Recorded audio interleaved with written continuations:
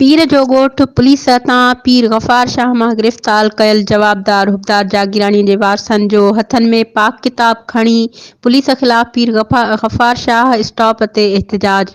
उन मौक़े ते पुलिस हथां गिरफ़्तार कयल जवाबदार हुबदार जागीराणीअ जी घरवारी माई सुखा ऐं Zarina Urdu Sindhi media group team सां ॻाल्हाईंदे चयो त हुबदार जागीराणीअ मथां नाहक केस मड़े क्रिमिनल ॾेखारियो वियो आहे।